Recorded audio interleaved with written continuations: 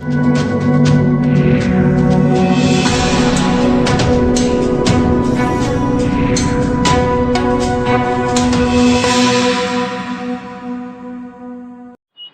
Dairy थाना police की team ने कैसे गैंग को गिरफ्तार किया है जो राजधानी दिल्ली में नकली नोटों का कारोबार कर रहा था। बलसवा डेयरी थाना इलाके में स्थित एक पनवाड़ी की दुकान पर एक व्यक्ति नकली नोट लेकर पहुंचता है और उससे सामान खरीदता है। जैसे ही पनवाड़ी वो नोट लेता है तो इस मामले की जानकारी बीट कांस्टेबल को देता है, और जिसकी जानकारी मिलते ही बीट कांस्टेबल प्रतीक मौके पर पहुंचते हैं और इस मामले की जानकारी आला अधिकारियों को देते हैं, जिसके बाद आला अधिकारियों के नेतृत्व में एक टीम का गठन किया गया और टीम ने एक एक कर 3 आरोपियों को गिरफ्तार किया। आपको बता दें, जिस आरोपी की गिरफ्तारी बलसवा डेयरी से हुई, उसी की निशानदेही पर टीम बॉम्बे पहुंची और वहां से 2 आरोपियों को गिरफ्तार किया, जिसमें से बताया जा रहा है कि आरोपियों के पास से प्रिंटर, कागज व आरबीआई के ग्रीन कलर का एक पेपर भी बरामद किया गया है, जिस पर आरबीआई का स्टैंप तैयार किया जाता था। वहीं नोटों की स्कैनिंग इतने अच्छे से की गई कि आम आदमी उसे पकड़ नहीं सकता, जिसको लेकर अब दिल्ली पुलिस की टीम गिरफ्तार आरोपियों से पूछताछ में जुटी है। बताया जा रहा है कि इस मामले को लेकर उनके साथ कुछ और लोग भी शामिल हैं जो अन्य राज्यों में भी नकली नोटों का कारोबार कर रहे हैं। अब गिरफ्तार तीनों आरोपियों से पूछताछ की जा रही है, लेकिन आपको जानकारी दे दें, आरोपियों के पास से करीब 300 नोट भी बरामद किए गए, जिसमें 500 व 100 के नोट हैं। फिलहाल इस मामले को लेकर अब कई एजेंसियां भी एक्टिव है, क्योंकि राजधानी दिल्ली सहित कई राज्यों में नकली नोटों का कारोबार तेजी से फैल रहा है, जिसको लेकर अब बाहरी उत्तरी दिल्ली की बलसवा डेयरी थाना पुलिस के साथ साथ कई अन्य एजेंसियां भी इस मामले को लेकर एक्टिव है और अन्य गिरफ्तारियां होनी भी अभी बाकी है। 29/6/2026 को यानी 29 जून 2026 को जो है हमें इंफॉर्मेशन आई थी बीट स्टाफ जो हेड कांस्टेबल प्रतीक है उनके थ्रू की उनको एक सिटीजन जो है जो वहाँ रेजिडेंट है वो जो रहते थे पंकज, उनका फोन आया कि एक आदमी है जो सस्पिशियस नोट्स दे रहा है सिगरेट खरीदने के लिए। तो इमीडिएटली जो है हमारे जो ये हेड कांस्टेबल हैं और इनके साथ सब इंस्पेक्टर और जो पूरी टीम थी वो वहाँ पहुँच गए और उन्होंने पब्लिक के साथ मिलके एप्रीहेंड किया जो हमारे फर्स्ट एक्यूज थे नटराज। तो उनको जब पकड़ा तो उनके पास से हमें कुछ संदिग्ध फेक करेंसी मिली। तो फिर उसके बाद हम लोगों ने और जो फर्दर उनको क्वेश्चनिंग करी और जो उनका प्लेस ऑफ स्टे था वहाँ गए तो हमें और भी कुछ करेंसी नोट मिले। फिर हमें पता चला एक और जो इनका एसोसिएट था दिल्ली में उसके इन्वॉल्वमेंट का, जिसका नाम था सुभाष चंद्र। तो सुभाष चंद्र के ऊपर फिर हम लोगों ने मेहनत करी तो सुभाष चंद्र भी एप्रीहेंड हो गए। तो जब इन सबकी इन्वेस्टिगेशन, सर्च और इंटेरोगेशन हुआ तो ये समझ में आया कि ये जो नटराज हैं ये बॉम्बे में रहते हैं। वहाँ से ये आए थे दिल्ली अपने एसोसिएट सुभाष चंद्र से मिलने और ये अपने साथ लाए थे फेक करेंसी, करीब 300 नोट लेके आए थे, 100 रुपए और 500 रुपए के। तो ये जो नोट लेके आते हैं ये यहाँ पे नोट सर्कुलेट करते हैं अपने लेवल पे भी और आगे जैसे इनका एसोसिएट है सुभाष इनको भी। फिर हमें इसमें इंक्रिमिनेटिंग इनकी आपस में बातचीत वगैरह के एविडेंस मिले कि कैसे इन्होंने पहले भी ऐसे सिमिलर फेक नोट्स जो है यहाँ पे सप्लाई किए हैं दिल्ली में। तो जब फर्दर इन्वेस्टिगेशन हुई तो हमें कुछ इनके लोकेशन और एड्रेस मिले मुंबई के, तो वहाँ पे जो हमारी टीम मेरे साथ खड़ी है ये मुंबई गई रेड करने के लिए। तो जब मुंबई रेड करने गए तो उन्हें एक घर में सामान मिला जो कि जिससे ये समझ में आया कि ये लोग जो है फेक करेंसी बनाते हैं। तो उसमें जो है जो सामान हमें मिला उसमें हमें कंप्यूटर, लैपटॉप है वो, प्रिंटर और एक तरह का कागज़ जो हम उसमें वो कर रहे हैं आगे इन्वेस्टिगेशन की, वो कागज़ कहाँ से लेके आए वो स्पेसिफिक कागज़।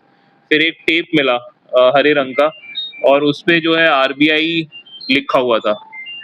तो फिर हमने जब पूछा कि भाई ये कौन है जो ये सेटिंग कर रहा है, तो एक और आदमी जो हमारा थर्ड एक्यूज्ड है विनोद जायसवाल, वो हमें मुंबई में मिला। तो जो विनोद जायसवाल है उसका अभी तक रोल ये आया है कि वो जो कागज है उसके ऊपर किस तरह से वो टेप चिपकानी है, किस तरह से उस पे नोट का प्रिंट लेना है और किस तरह से जो हमारा वाटर मार्क वाला फीचर है गांधी जी का वो उस पे कैसे दिखाना है। तो वो जो सेटिंग का काम है वो विनोद जायसवाल करता था। तो पूरा जो इनका नेटवर्क था वो इस तरह से चल रहा था कि विनोद जायसवाल सेटिंग करता था, जो नटराज है वो नोट इकट्ठे करता था और ये फिर अपने आगे एसोसिएट्स जो हैं, जो अलग-अलग शहर जैसे दिल्ली में सुभाष है, उनको ये लोग दे के आते थे। इसमें 2-3 और लोगों का भी हमारे सामने नाम आया है जो इस रैकेट में नटराज के साथ काम कर रहे थे। उन लोगों का भी हम लोग वेयरअबाउट्स और प्रीवियस इन्वॉल्वमेंट्स चेक कर रहे हैं। तो अभी हम लोग इसमें और फर्दर पीसी रिमांड लेके इन्वेस्टिगेट करेंगे, उसमें और चीज़ें भी सामने आएँगी। लेकिन फ़िलहाल हमें ये समझ में आया है कि ये लोग एक हाई क्वालिटी फेक करेंसी बनाने का नेटवर्क मुंबई से चला रहे थे। सर, इसका मकसद है तो दिल्ली के अलावा इंडिया राज्यों में पूरा नेटवर्क चल रहा है। जो इसमें हमें ये लोगों ने अपनी बड़ी अच्छी एक एलिबाई बनाई हुई थी कि जैसे आप नटराज से पूछेंगे कि भई आप क्या काम करते हैं? तो बताएगा कि मैं कस्टम एजेंट हूँ। फिर जो जायसवाल है वो बताएगा कि जो ये विनोद जायसवाल है वो बताता है कि मैं जो है होम्योपैथिक दवाई का काम करता हूँ। तो इन्होंने अपनी जो है अलग-अलग एलिबाई बनाई हुई है। सुभाष है, सुभाष कहता है कि जी मैं प्रॉपर्टी का काम करता हूँ। तो इस तरह के ना इन्होंने अपने कुछ-कुछ वो बनाए हुए हैं किरदार। तो अब हम लोग इसमें डीप में जा रहे हैं कि कौन एक्चुअल में मास्टरमाइंड है, बट जो समझ में आ रहा है वो ये है कि जो इसका सेंट्रल ऑपरेशन था वो नटराज और विनोद और जो 2 लोगों का नाम और खुला है जिनको अभी हम लोग तलाश कर रहे हैं, वो लोग मिलके जो ये करेंसी बनाने का काम वो लोग कर रहे थे। सर, क्वालिफिकेशन क्या है इसमें? नटराज और इन लोगों की कोई क्वालिफिकेशन खास ये बहुत ज़्यादा वेल क्वालिफाइड नहीं है। ये जैसे नटराज है ये करीब 60 इयर्स का है। जो विनोद जायसवाल है वो 12वीं पास है। वो बताता है कि मैं जो है दवाई की डिलीवरी का काम करता हूँ इस तरह से। तो ये जो है जो हमें अभी तक समझ में आया है कि ये किसी ना मतलब ये जो मुलाकात इनकी हुई है ये इस तरह से हुई है कि इन्होंने पुराने भी अपने कुछ और कॉन्टैक्ट भी किए हुए हैं। मतलब इसमें हमें कुछ और सस्पिशियस ट्रांजैक्शंस भी दिखे हैं इनके बीच में। मतलब इनका चीटिंग का भी एक अलग बिजनेस चल रहा है, जो प्रॉपर्टी चीटिंग इस टाइप का भी कुछ इनका बिजनेस है। तो ये सब जो है उस एक ग्रुप के पार्ट है। तो वो हम लोग उसमें अभी देख रहे हैं कि और क्या-क्या चीटिंग करते हैं, क्योंकि हमें कुछ आधार कार्ड, काफ़ी सारे आधार कार्ड, काफ़ी सारे जो है अलग-अलग आई कार्ड, आरबीआई के फेक डॉक्यूमेंट्स, ये सब चीज़ें भी हमें सामने आई है। ये रैकेट कब से चल रहा था? ये रैकेट जो है कब से चल रहा था और कब तक बाजार में कितने नोट आ चुके हैं और जो है किन-किन स्टेटों में? दिल्ली समेत कितने राज्यों में ये फेक करेंसी अभी तक यूज की जा सकती है? तो अभी जैसे मैंने बताया कि अभी हम लोगों को ये केस इन्वेस्टिगेट करते हुए करीब 2 हफ्ते हुए हैं। तो हम लोग अभी इसमें धीरे-धीरे लेयर बाय लेयर खोल रहे हैं। अभी हमारा ऑब्जेक्टिव जो फर्स्ट उसमें इंस्टेंस में था कि ये पता किया जाए कि ऐसा तो नहीं है कि कोई एंटी नेशनल टाइप का काम चल रहा है। बट जो समझ में आया वो ये है कि ये अपने घर में बैठ के नोट वोट प्रिंट कर रहे थे। तो अब हम लोग इसमें चीटिंग के और सर्कुलेशन के एस्पेक्ट में आगे इन्वेस्टिगेट कर रहे हैं। ये रैकेट कब से चल रहा था? मुझे लगता है ये जो अभी तक हमें सामने आया है वो ये है कि 2024 वगैरह में इन्होंने शुरू किया था ये काम। अभी आगे ऑब्वियसली जो 2 लोग 3 लोग और जिनके नाम खुले हैं उनसे हम लोग और पूछेंगे तो पता चलेगा, बट अभी तक 2024 के अराउंड इन्होंने काम करना ये शुरू किया। कितनी राशि मिली? क्या कह रहे थे?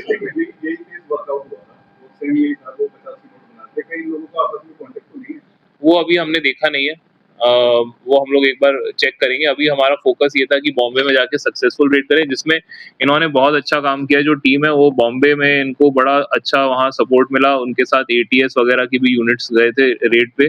तो उस वजह से इन लोगों ने पूरी जो रेड करी है उसमें सब सामान जो यहाँ पे लेके आए हैं वो सब उनको वहाँ मिल गया है। तो अभी हमारा फोकस इसी पे है कि थोड़ा और इसमें हम लोग डीप में जाएँ, देखें कि कहाँ-कहाँ, जैसे आपने बताया रोहिणी है और कहाँ-कहाँ इसमें नेटवर्क है, वो सब अभी चेक करेंगे। टेक्निकल एविडेंस अभी देख रहे हैं, बहुत सारा है ऑब्वियसली। मतलब इन लोगों के मोबाइल वगैरह हम लोगों ने सीज किया है, तो टेक्निकल एविडेंस एक्सट्रैक्शन ये सब चीजें हम लोग अब करा रहे हैं। सर, ये मुंबई से अभी तक कितनी करेंसी दिल्ली में ला चुके हैं? बाय एयर लाए हैं या बस से लाए हैं या ट्रेन से लाए हैं? कैसे ये करेंसी लेकर आए? ये जो है इस बार जो आए थे ये तो बाय एयर आए थे ये लोग। जो ये आया था नटराज करेंसी लेके। अभी हमें 299 नोट मिले। कुछ नोट एक आध बार हमें ऐसे जो टेक्निकल एविडेंस अभी तक है उससे ये लग रहा है कि एक आधा बार ये पहले भी नोट यहाँ सप्लाई कर चुका है। तो वो सब चीजें अभी हम लोग देख रहे हैं कितनी बार पहले आ चुका है। नहीं, अभी तक कोई ऐसा नहीं आया है। अभी तक कोई ऐसा नहीं आया। इनफैक्ट हमने इसमें जो अलग जो इंटेलिजेंस एजेंसीज हैं और जो दूसरे सेंट्रल इन्वेस्टिगेशन एजेंसीज हैं उनको भी हमने इसमें इत्तला दी हुई है। तो वो लोग भी अपने लेवल पे देख रहे हैं, बट अभी तक ऐसा कुछ और अब नोटों की क्वालिटी कैसी है? अगर पहचान आम आदमी करना, अभी आप देखेंगे यहाँ पे जो नोट रखे हैं, मैं लेके आया हूँ सीज्ड हैं जो नोट, उसमें आप देखिएगा वो नोट की क्वालिटी ठीक ठाक है। मतलब आप मुझे लगता है कि जो अलर्ट है वो तो लेकिन पकड़ लेगा। जैसे जो हमारा जो गुड समैरिटन है, अभी पीछे जो हमारी संपर्क सभा हुई थी जिसमें स्पेशल सीपी सर आए थे, उसमें हमने उसको भी फेलिसिटेट करवाया था। बहुत अच्छा काम किया। और जो लोकल है, जो पंकज नाम से, वो पान की दुकान चलाता है। सबसे अच्छी चीज इसमें मुझे ये लगी कि जो पंकज है उसके पास बीट वाले का नंबर था। तो बीट जो हेड कांस्टेबल है प्रतीक, उसको जैसे ही फोन किया, प्रतीक वहां पे 15 मिनट में पहुंच गए। अगले आधे घंटे में पूरी टीम पहुंच गई, सबको राउंड अप कर लिया। विद इन 2 आवर्स हमारी रिकवरी अच्छी हो गई थी। तो ये जो है ये बहुत ही अच्छा एग्जाम्पल है। इस एग्जाम्पल से मैं एक चीज और जोड़ना चाहूंगा। इस एग्जाम्पल से हमें ये भी इंस्पिरेशन मिली है कि हम लोग जो है आगे चल के बीट वालों को कॉमन नंबर दे रहे हैं। मतलब जैसे सीरीज में एसएचओ के नंबर है, डीसीपी के नंबर है, उसी तरह से हम लोग सीरीज में बीट वाले नंबर चला रहे हैं। जो इनको आज हम लोगों की मीटिंग है, उसमें हम सारे बीट वालों को नंबर इशू कर देंगे। नहीं, हमारे डिस्ट्रिक्ट का इनिशिएटिव है ये। क्योंकि नेटवर्क काफी बड़ा है, जिसको लेकर बाहरी उत्तरी दिल्ली के डीसीपी ने भी बड़ा खुलासा करते हुए बताया है कि इस नेटवर्क का जल्द खुलासा किया जाएगा, जिसको लेकर कई टीमें बनाई गई हैं। वो टीमें अलग अलग राज्यों के लिए रवाना भी की गई हैं। फिलहाल गिरफ्तार आरोपियों से पूछताछ जारी है। दिल्ली से नीतीश सैन के साथ असल न्यूज के लिए प्रदीप उज्जैन की रिपोर्ट।